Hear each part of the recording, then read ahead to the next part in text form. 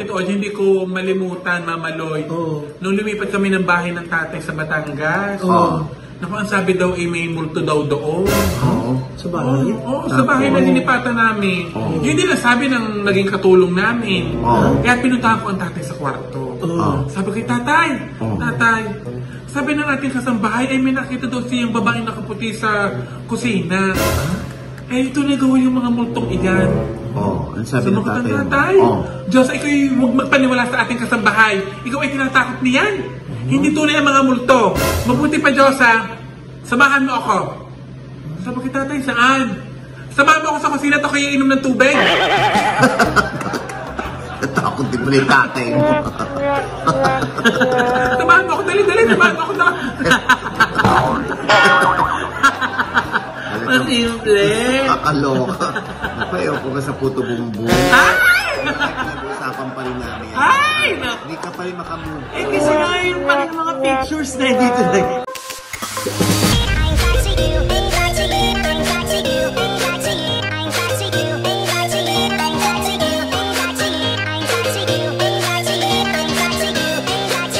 Ay, nako, Mama Lloyd, Tito Oji. Yung kwento ni Karen Davila at Corina Sanchez, ay walang pinagkaiba sa istorya ko nung kami ay high school. Ako may kaaway din, ha? Kaklasik kong bakla. Diyos ko, hindi rin kami nabigyan ng pagkakataon na kami ay maging magkaibigan. Bakit? Eh, may pinag-aagawan kami. Si Carmelo. Carmelo, crush nyo. Oo, kabilang section na Mr. Senior nung high school kami. Heartthrob. Oo, sobrang heartthrob dahil napakagwapo.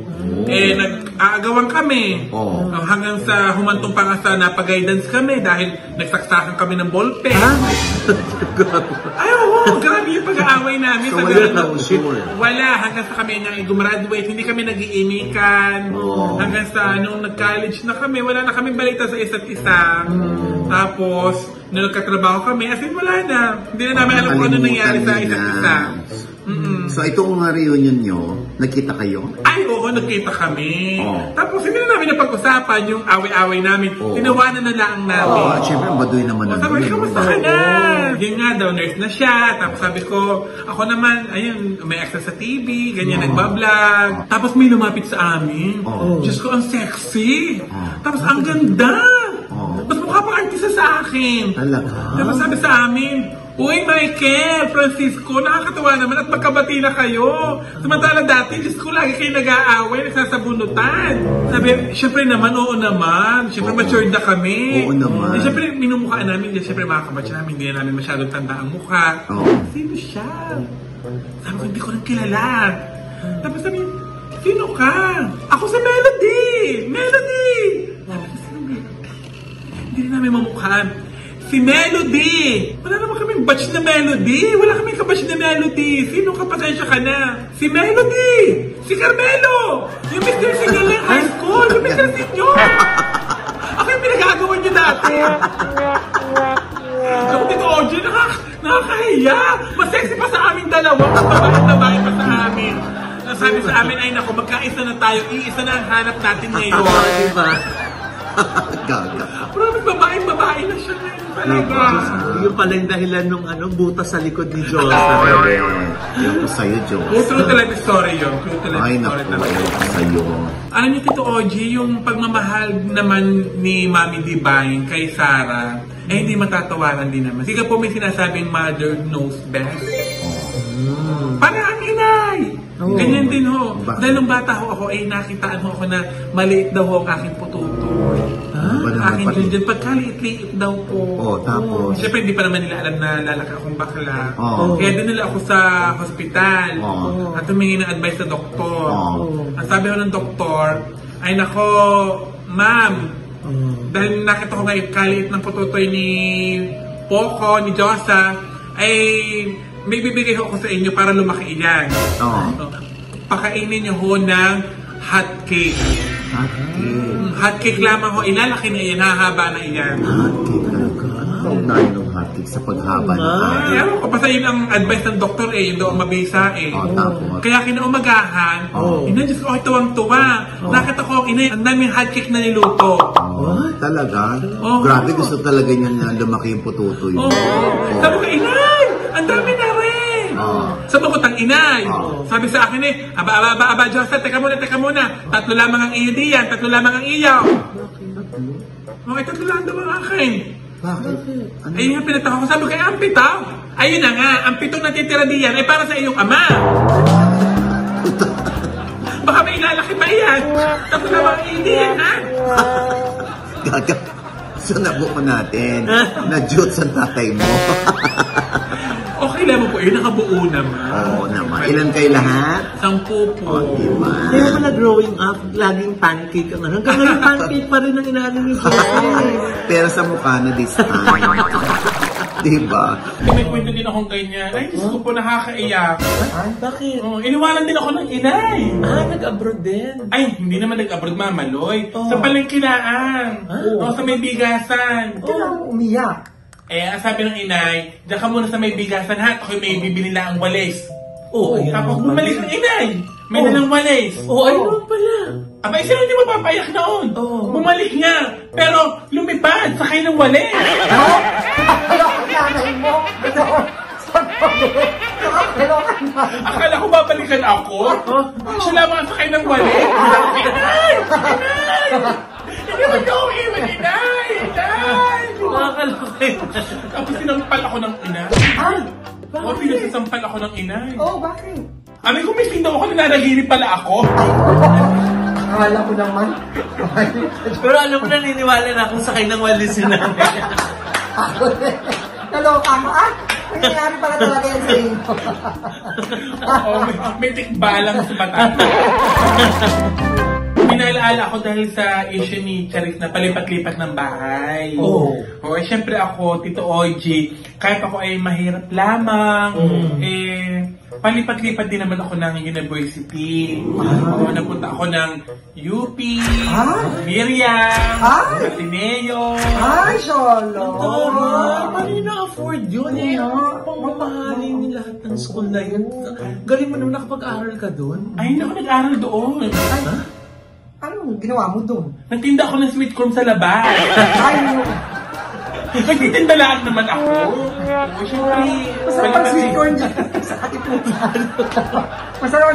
nagtitinda ako doon sa labas. Isang beses. Hindi naman ako nakapag-aral. Nag-assume kasi tayo, Jex, na nag-aral siya. Nabanggit ka sa university. Kaya huwag akong minamaliit dahil kahit gano'n ako, ang dami kong narating. Salamat sa Kakalok. Diyosa. Sira ulo.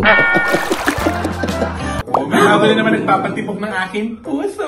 Ano naman tinda ngayon? Anong tinda dito ngayon, Diyosa? Naku, magkakambing. Ay, magkakambiling ka. Nakakatuwa nga ng isang araw. Classmate namin. Nagsimula kami sa kulitan, asaran. Kaso isang araw sinampal ko. Ay, bakit?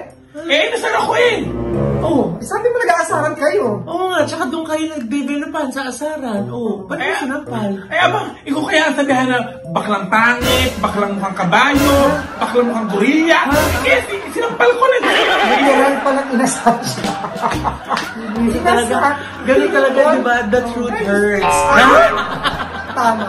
Uy, grabe kayo. Akala ko kayo mga kaibigan ko. Mas mabait pa yung sinabi nyo kaysa sa sinabi niya.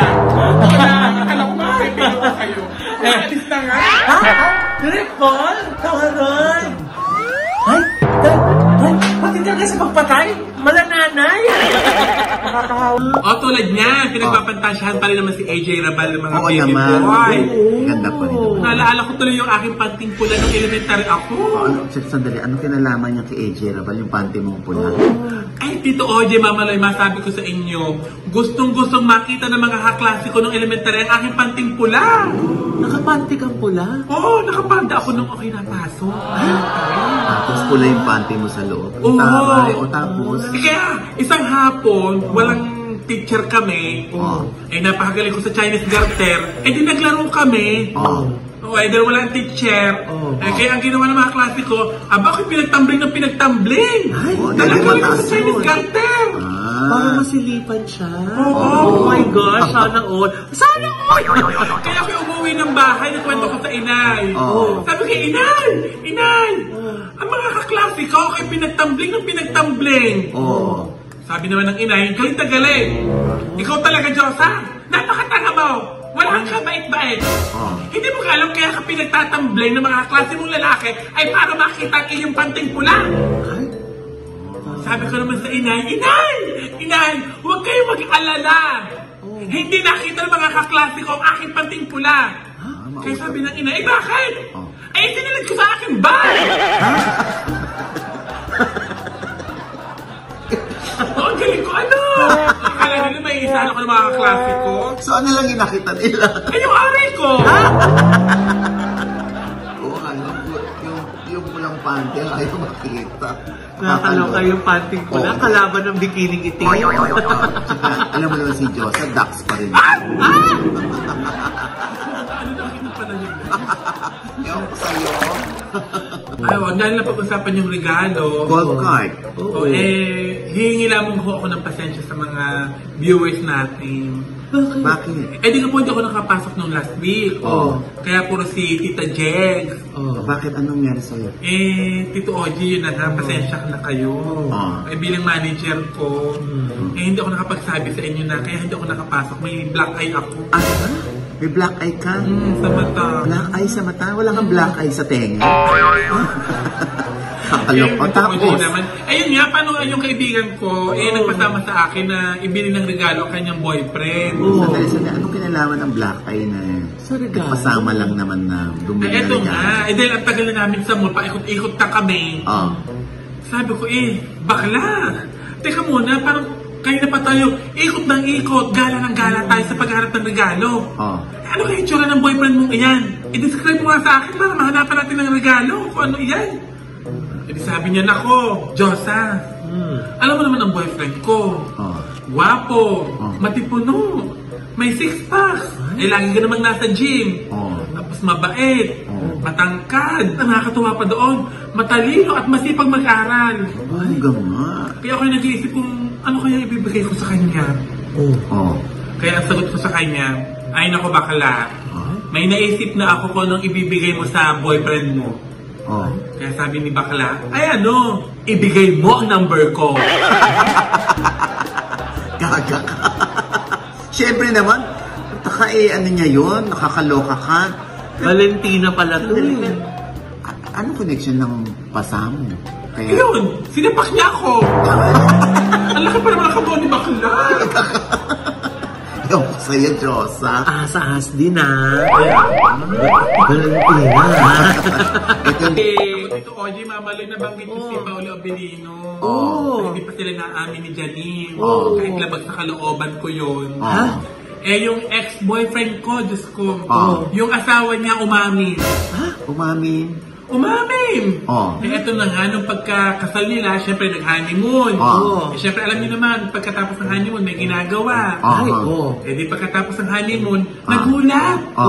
Yung ex-boyfriend ko sa asawa niya. Sabi niya, Elam, may napansin ako sa iyo. Kanina pa tayo nag-honeymoon. Tapos na tayo. Bakit? Hanggang ngayon hawak-hawak mo pa rin si Junjun ko. Sumagot ang misis niya. Ang sabi, Love, pasensya ka na kung hanggang ngayon nilalaro ko pa rin ang iyong Junjun. Natutuwa ako Kaya sabi ng lalaki, bakit? Meron kasi ako niyan dati. Kaya namimiss ko lang. Ayun, umamin, bakla pala dati ang asawa. Ako, lagot ko sa mga taga-LGBTQ. Wala naman sinabi. Umamin. Ewan ko sa'yo, Diyosa. Alam mo naman, napaka-sensitive na ng ibang kapatid natin. Si Patamunggong namimiss mo. Yung Junjun. Violet.